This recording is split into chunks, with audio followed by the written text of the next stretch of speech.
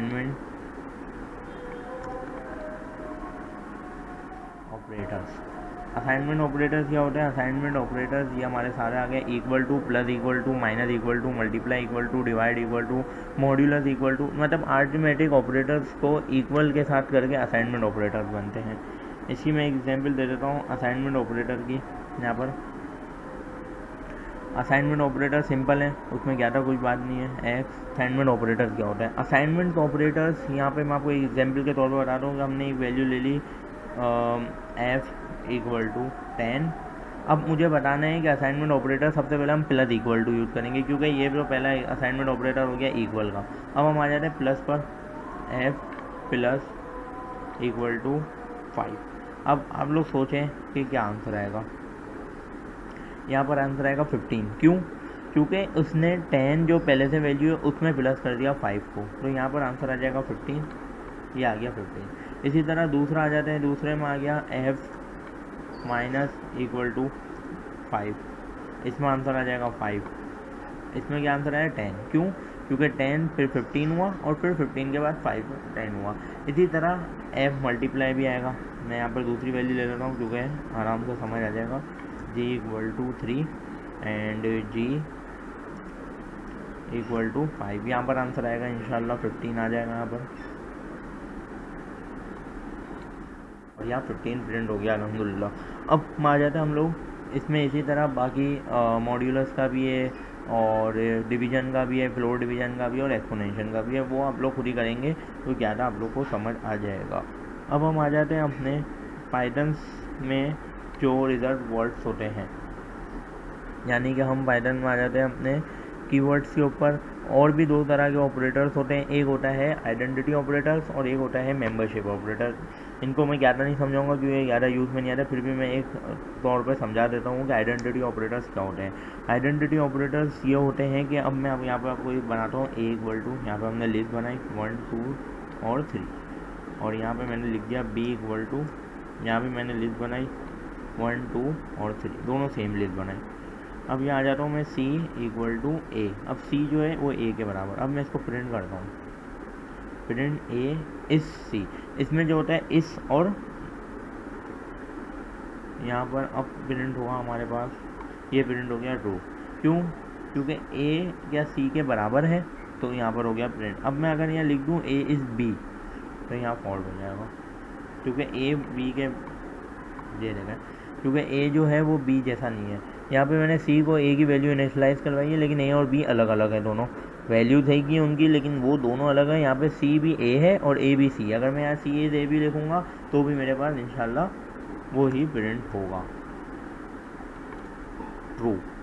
देखें, अब आ जाते हैं ये, इसमें ये चीज़ देखी जाती है। अब आ जाते हैं हम मेंबरशिप ऑपरेटर पे। तो मेंबरशिप ऑपरेटर भी ज़्यादातर, एक मैं यहाँ पर बना देता हूँ माई लिस्ट इक्वल टू 2 3 4, और इसमें मैं प्रिंट करवा देता हूँ क्या 2 हमारी लिस्ट में है। 2 इसमें इन और नॉट इन यूज़ किया जाता है, और इसी तरह उसमें इस और नॉट इस यूज़ किया जाता है। मैं इसमें प्रिंट करवा देता हूँ क्या 2 हमारी लिस्ट में है, तो ये रहेगा ट्रू जी, 2 हमारी लिस्ट में है। अगर मैं यहाँ लिख देता हूँ 22 हमारी लिस्ट में नहीं है, तो ये फॉल्स आ गया। इसी तरह अगर मैं लिख देता हूँ प्रिंट 3 नॉट इन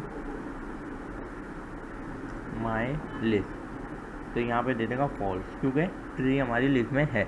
ये हो गया मेंबरशिप ऑपरेटर और आइडेंटिटी ऑपरेटर। अब हम आ जाते हैं पाइथन में कीवर्ड्स के ऊपर। कि पाइथन में कुछ रिजर्व वर्ड्स होते हैं जिन्हें तुम वेरिएबल का नाम नहीं बना सकते। पाइथन में कुछ रिजर्व कीवर्ड होते हैं जिन्हें हम वेरिएबल्स का नाम नहीं बना सकते। क्यों नहीं बना सकते? क्योंकि मैं आपको इसमें दिखा देता हूँ कि जैसे एक पाइथन में आ जाता है क्लास।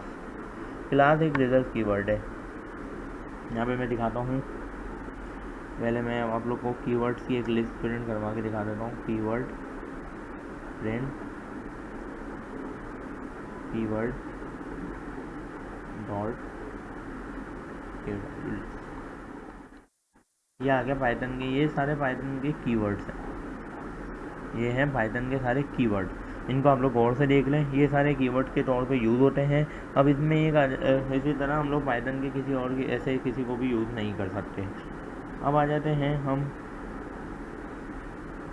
ये देखें यहाँ पर हमने लिखा क्लास इक्वल टू मैथ और यहाँ प्रिंट करवा दिया मैंने क्लास। अब देखता हूँ क्या आ रहा है। ये आ गया एरर हमारे पास कि क्लास जो है वो एक कीवर्ड नहीं है, इनवैलिड सिंटैक्स भी आ रहा है और क्लास एक कीवर्ड भी नहीं है। अब यहाँ पर आ जाते हैं हम पाइथन वेरिएबल्स, जो हमने शुरू में पढ़ लिए हैं। वेरिएबल वो होते हैं जिसमें आप डाटा स्टोर करते हैं। इसके अलावा नेमिंग कन्वेंशन पे मैंने आ जाता हूँ। नेमिंग कन्वेंशन क्या है, नेमिंग कन्वेंशन की भी मैंने लिखी हुई है। ये नेमिंग कन्वेंशन है पास्कल से, जिसमें इस तरह एग्जाम्पल फॉर्मेट इस तरह लिखा जाता है, कैमिल केस और snake case, kebab case, flat case, upper flat, Pascal snake, camel snake, screaming snake और ट्रेन केस और कोबोल केस। ये आप लोग पढ़ सकते हैं। इसकी लिंक मैं इमेज की डिस्क्रिप्शन में डाल दूँगा इंशाल्लाह, फिर आप लोग देख लीजिएगा। अब आ जाते हैं हम अपने एक आखिरी वेरिएबल के ऊपर, जो होता है डिलीट नाम का वेरिएबल। जो हमें अगर कोई वैल्यू डिलीट करनी हो, यहाँ पर मैं आ जाता हूँ। यहाँ पर मैं लिखता हूँ ई इक्वल टू 10 और यहाँ मैं लिखता हूँ डेल, ये कीवर्ड है डिलीट का, और प्रिंट कर देता हूँ इसमें ई को। ये आ गया एरर क्योंकि ई इज़ नॉट डिफाइंड, क्योंकि ये हम लोगों ने डिलीट कर दिया है, इसलिए ई इज़ नॉट डिफाइंड। ये आ गया डिलीट का कीवर्ड।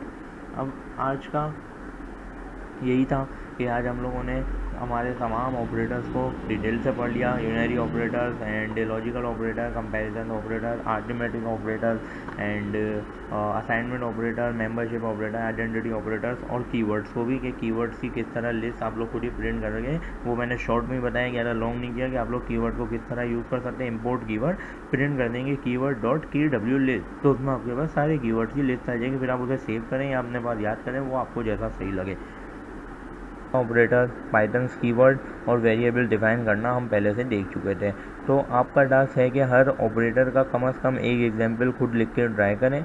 कमेंट में बताएं कि कौन सा कॉन्सेप्ट सबसे ज़्यादा इंटरेस्टिंग लगा। इसी तरह आज की वीडियो अच्छी लगी हो तो लाइक सब्सक्राइब ज़रूर करें, शेयर करें और मुझे ज़रूर सपोर्ट करें। एंड आपके सपोर्ट से ही मेरा चैनल और आगे बढ़ेगा इंशाल्लाह। अगली वीडियो में हम बात करेंगे, हो सकता है कि मैं अगली वीडियो में इफ़ एल्स स्टेटमेंट करवाऊँ या फिर उससे अगली वीडियो में। अगर ये आज का लेसन अच्छा लगा हो तो ज़रूर एक बार सब्सक्राइब कर दीजिएगा। मिलते हैं अगले लेसन में, तब तक के लिए अल्लाह हाफ़िज़ और दुआओं में याद रखिएगा।